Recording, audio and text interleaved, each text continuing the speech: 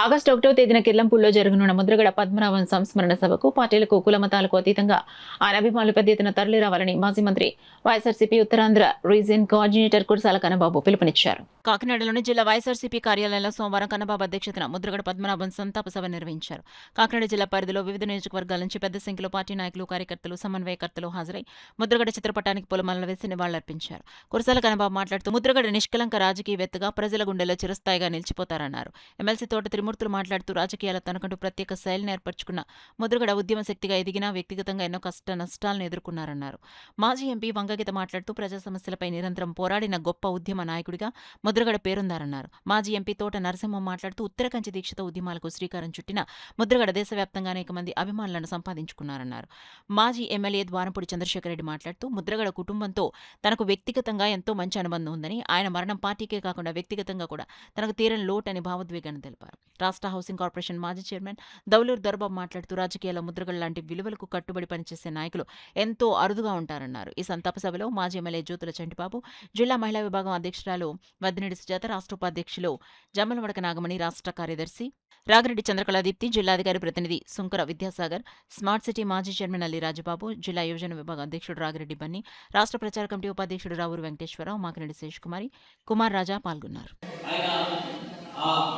రాజకీయాన్ని పక్కన పెట్టి దానిలో చురుగ్గా పనిచేశారు. చాలా ఒత్తిడి ఎదుర్కొన్నారు. 2016 ఆందోళన ఆ రోజు కొన్ని సంఘటనలు కానీ ఆ తర్వాత ఆయన్ని ప్రభుత్వం నిర్బంధించి చాలా పలు విధాలు ఇబ్బంది పెట్టినప్పుడు కానీ ఏ మాత్రం చుట్టూ చెదరకుండా ఆయన ఎలా పనిచేస్తారనేది మేము కూడా దగ్గరికి చూస్తాం.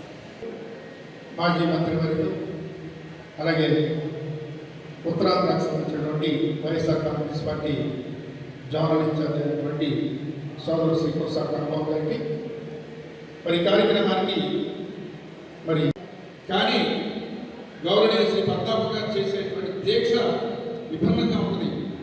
ఆయన ఏదైతే తలపెట్టారో ఆ దీక్ష అయ్యే వరకు కూడా, సాధించే వరకు కూడా పట్టువదల విక్రమార్కులా చేసేటువంటి వ్యక్తి. ఎందుకంటే ఆయన గతంలో తెలుగుదేశంలో మంత్రిగా ఉండేవారు. ఆశయాలకు అనుగుణంగా మనమందరం కూడా ముందుకు వెళ్ళాల్సిన అవసరం ఉంది. అదేవిధంగా ఇప్పుడు కన్నబాబు గారు చెప్పారు, అదేవిధంగా నరసింహరావు చెప్పారు.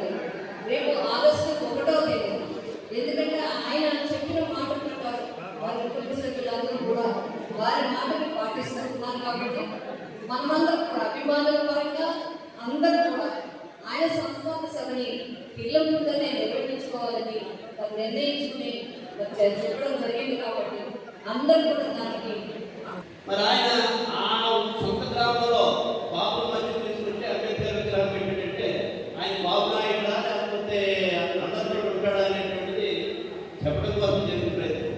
ఇంకోటి ఏంటంటే 94లో నేను ఇండిపెండెంట్గా పోటీ చేస్తుంటే బోస్ గారిని కాంగ్రెస్ పార్టీ పోటీ చేస్తే 2 రోజులు బోస్ గారి ప్రచారం వచ్చి నాకు వ్యతిరేకంగా పొడిచింది. నాకు వ్యతిరేకంగా కాదు, ఆయన విపత్కరమైనటువంటి వ్యక్తి. దానికి ముందు 2093లో ఉద్యమం చేసినప్పుడు ఆయన మా గ్రామాల నుంచి పెద్దలందరూ వెళ్ళి ప్రత్యేక నేను కూడా వెళ్ళి సపోర్ట్ చేసాం.